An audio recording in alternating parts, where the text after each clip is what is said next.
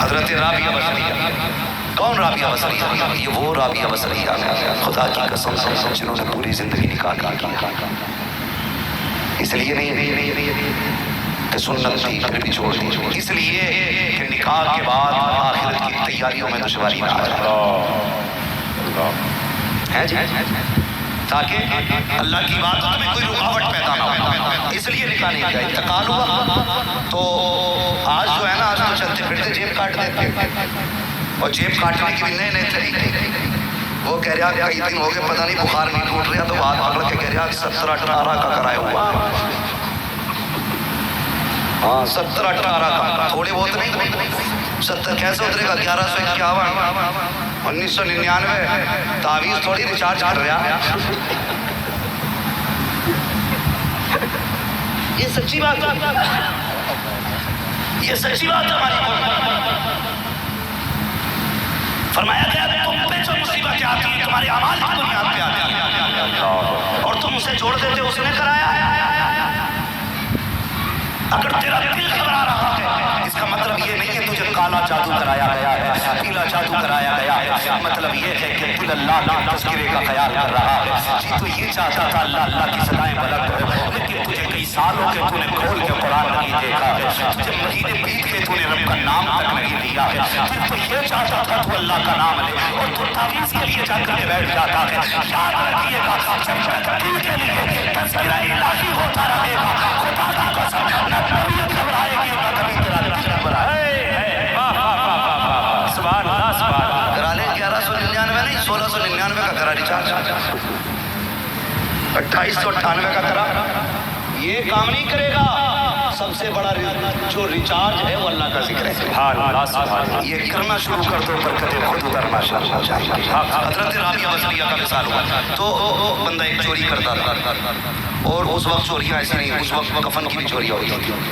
جب آپ کا مثال ہوا نا تو یہ اس نیت سے پوچھا کہ دیکھیں قبر کدھر بننی ہے.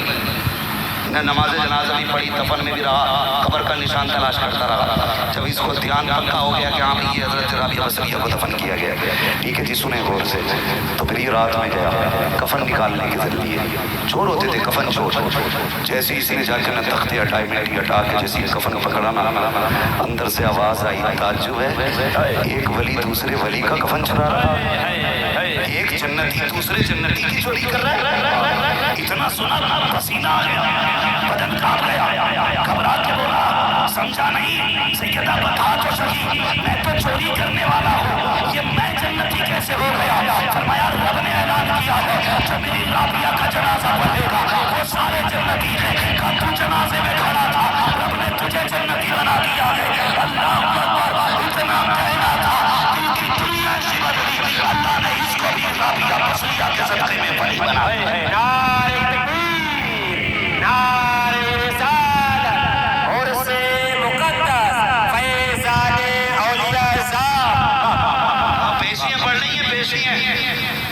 دوپٹہ نہیں ہے یہ بھی سر پہ. اور پیر کہہ رہا چھوڑ دو ایسے ہی میں کروں گا قبضہ. یہ سدھارے گا ہماری بہن بیٹیوں کو جس کی اپنی قبضے میں نہیں. او بھائی نکلو،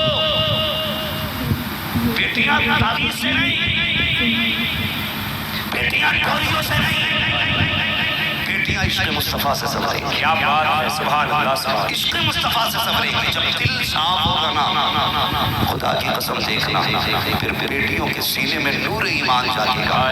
جب نور ایمان جاگے گا تو کسی کے گھر میں صلاح الدین ایوبی آئے گا، کسی کے گھر میں محمد بن قاسم آئے گا، کسی کے گھر کے اندر طارق بن زیاد آئے گا.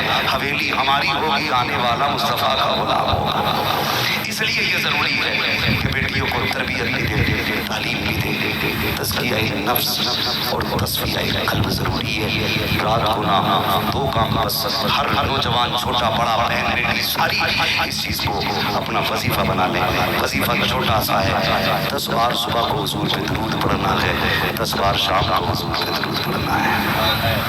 زیادہ بڑا کام ہے، زیادہ بڑا کام ہے. بولے سارے نوجوان زیادہ بڑا کام ہے. بہت بڑی نہیں، صرف 10 دانوں کی تسبیح جیب میں رکھنی ہے ہر بچے کو. 10 دانوں کی تسبیح. اور یہ عادی ہو جاؤ. صبح اٹھے وضو کیا برش کیا، ناشتے کے لیے بیٹھے، امی سے کہ امی کھانا بعد میں ہے، پہلے حضور پہ درود پڑھنا ہے۔ 10 مرتبہ پہلے لقمے سے کھانے، پہلے لقمے کو کھانے سے پہلے آپ کو 10 مرتبہ اس پر درود پڑھنا ہے، اور 10 مرتبہ شام کو پڑھنا ہے جب فرصت مل جائے نا۔ اور ایسا نہیں 24 گھنٹے کسی کا منہ کہیں لگا رہتا ہے، ہمیں بھی فرصت ملتی ہے، جب بھی تھوڑا وقت مل جائے نا تو اس میں استغفر اللہ استغفر اللہ استغفر اللہ استغفر اللہ استغفر اللہ، اپنے گناہوں کو یاد کر کے اللہ سے معافی طلب کرنی ہے۔ بہت بڑا کوئی عمل نہیں، چھوٹا سا عمل ہے، لیکن جانتے ہو جو کثرت کرتا ہے نا استغفار کی، اللہ اس کی دعائیں قبول فرما لیا کرتا ہے۔ ہاں سیدوں کے جد امجد، ہاں ان کے دادا امام ضرور عابدین، کسی نے آگے پوچھا حضور میرے گھر میں بیٹا نہیں ہے، کوئی دعا بتا دیں جس سے اللہ مجھے اولاد عطا فرما دے۔ آپ نے فرمایا میاں بیوی دونوں روزانہ 1100 مرتبہ استغفر اللہ کا ورد کیا کرو، اللہ اولاد عطا فرما دے۔ سبحان اللہ، نعرہ تکبیر، نعرہ رسالت، فیضان شہزادہ بلگرام، سبحان اللہ سبحان اللہ، زندہ باد زندہ باد، سبحان اللہ سبحان اللہ۔ سمجھ رہے میری بات؟ سمجھ گئے میری بات؟ تو یہ کریں گے انشاءاللہ، یہ کام کرنے ہمیں، اور یاد رکھیے گا بچے تبھی اچھے ہوں گے جب ہمارے گھر کی مائیں اچھی ہوں گی، مائیں اچھی ہوں گی۔ رشتہ کر رہا تو کہہ رہا کون سی ڈگری ہے نوٹیا پہ؟ غریب کہتے ہیں قرآن پڑھایا تو کہہ رہا یہ کوئی پڑھائی ہے، بی اے کیا ہے کہ نہیں؟ ہم بی اے والوں کا دیکھو بیا دکھائیں، جتنی بھی بی اے والی اللہ معاف فرمائے، اللہ اپنی توفیق اپنے کرم سے کسی کو توفیق دے تو اللہ بناتا ہے۔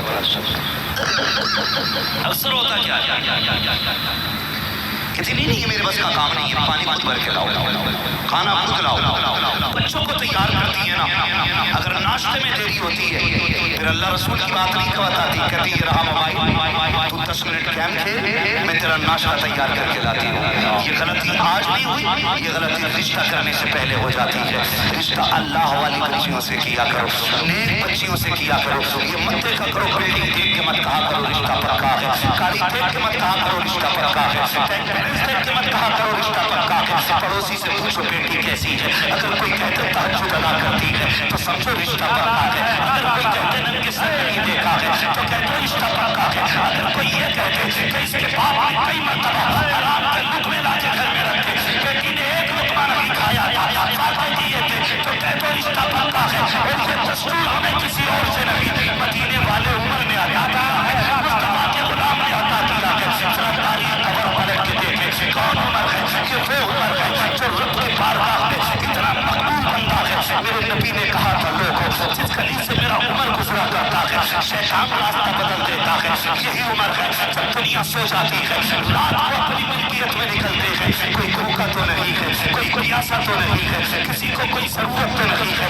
آج حیرت ہوتی ہے یار، اگر بھائی ہاسپٹل میں ہوتا ہے تو بھائی موبائل بند کر لیتا ہے، کوئی پیسے ادھار نہ مانگ لیے جائے، رشتے دار بیمار ہو جاتا ہے تو گھر چھوڑ کے بندہ چلا جاتا ہے، کہیں پیسہ نہ مانگ لیا جائے۔ سیکھ نبی کے عمر سے کیسے طریقے سے اسلام کو پھیلایا گیا ہے، کیسے دین آگے بڑھا ہے۔ حضرت فاروق اعظم نکلے ہیں، راستے میں گزر رہے ہیں، آدھی رات کا وقت ہے، سناٹا ہے، ایک گھر سے آواز آتی ہے، آواز آئی ہے بیٹی دودھ میں پانی ملا لے، تو رات کا جھوڑا تھوڑا ہو رہا ہے، بچی نے کہا میں دودھ میں پانی نہیں ملا سکتی، کا کس لیے کہ یہ فاروق اعظم کا دور ہے۔ ماں نے کہا بیٹی رات ہو رہی ہے، عمر کون سا دیکھ رہا ہے، گرا کے پانی دی۔ بیٹی نے کہا تھا ماں عمر تو نہیں دیکھ رہا ہے مگر عمر کا خدا دیکھ رہا ہے، عمر کا خدا دیکھ رہا ہے۔ جب یہ باتیں ہو رہی تھی فاروق اعظم نے کانوں سے سنی، اپنے گھر تشریف لائے، بیوی سے آگے کہتے ہیں شریک حیات کئی بار تم نے رشتے کی بات کی بیٹی کی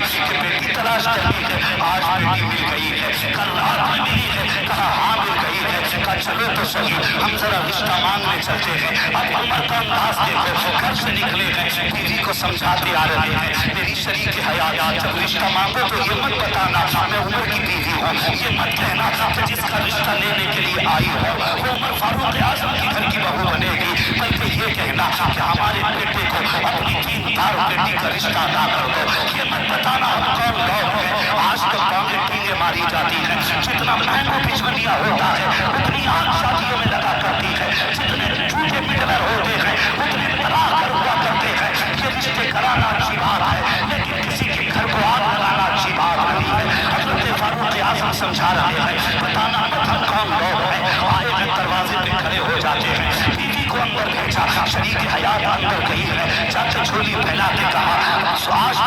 سے بڑی قیمتی چیز مانگنے آئی ہوں۔ عورت بیوہ تھی، کہنے لگی مجھ پہ کیا قیمتی چیز ہے، کبھی فاقے ہو جاتے ہیں، کبھی رزق مل جاتا ہے، میں تمہیں کیا دے سکتی ہوں؟ آپ نے دامن پھیلا کے کہا تھا اپنی نیک بیٹی ہماری جھولی میں ڈال دو۔ جب اتنی بات کہی ہے اس عورت نے کہا خاتون کسی کے ساتھ رشتہ کرنے سے پہلے نسل دیکھی جاتی ہے، نسل دیکھا جاتا ہے، پریوار دیکھا جاتا ہے، گھرانہ دیکھا جاتا ہے۔ یہ تو بتانا پڑے گا کہ تو کس گھر سے تعلق رکھتی ہے، تیرا بیٹا کون ہے، تیرے شوہر کا نام کیا ہے۔ اللہ اکبر، اتنا سننا تھا۔ فاروق اعظم کی بیوی طیش میں نہیں آئی ہے، جذبات میں آ کے نہیں کہا تھا میں امیر المومنین کی بیوی ہوں، بلکہ آنکھوں میں آنسو آ جاتے ہیں، کہتے سنو خاتون، ہمیں آپ کی بیٹی پسند آ گئی ہے، آپ ہمارے بیٹے کو دیکھ لینا، یہ نہ پوچھ ہم کون ہے، پتا رشتہ کرنا ہے کہ نہیں۔ اس نے کہا نام بتانا پڑے گا، روتے ہوئے کہا میرے سرتاج نے منع کیا تھا میرا نام نہ بتا دینا، لیکن مجبوری یہ ہے کہ اس وقت میں بات فائنل نہیں ہوگی جب تک تم سے نام نہ بتا دو۔ کہا چل جس کا یہ بیٹا ہے وہ دروازے کے باہر کھڑا ہے، ہاتھ پکڑ کے لائی ہے۔ جب دروازے کے باہر لا کے دکھایا فاروق اعظم دیوار سے لگ کر کے آنکھ میں آنسو لیے ہاتھ اٹھا کے کہہ رہے ہیں مالک عمر کو خالی نہ لوٹانا، بیٹی عمر کی جھولی میں ڈال دینا۔ عمر روتے جا رہے ہیں، بیٹی کی بھیک مانگتے جا رہے ہیں۔ جیسے عورت نے دیکھا امیر المومنین ہے، کہا یہ تو خلیفہ وقت ہے، کہا کیا ان کا بیٹا ہے، کہا کہا میں ان کے ساتھ آج کے گھر میں اپنی بیٹی کا رشتہ نہیں کروں گی، کہا اس لیے کہ امیر غریبوں کو نبھایا نہیں کرتے ہیں، میری بیٹی غریب ہے، یہ امیر لوگ ہیں، یہ کیا نبھائیں گے۔ تب فاروق اعظم نے کہا تھا میری بہن دل توڑا نہ کر، ہم دولت سے نہیں چلا کرتے، ہم مدینے والے کی شریعت سے چلا کرتے۔ اللہ اکبر، رشتہ طے ہو گیا۔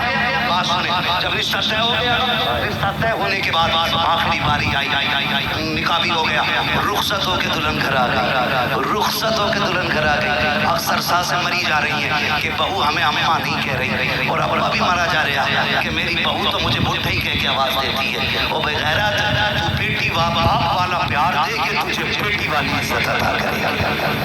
غلطی تو ہماری ہے نا، باتیں بہت ساری ہیں، اگر میں اس پہ بات سنی تو بڑا وقت لگ جائے گا، بس آخری بات 1-2 منٹ میں ختم کرنے لگا ہوں۔ جب آ گئی نا گھر آ کر کے خدا کی قسم حضرت عمر فاروق اعظم نے فرمایا بیٹی میں کون ہوں تیرا، جبکہ بچی یتیم تھی، بچی کی آنکھ میں آنسو آ گئے، کہنے لگی آپ میرے چچا لگتے ہو۔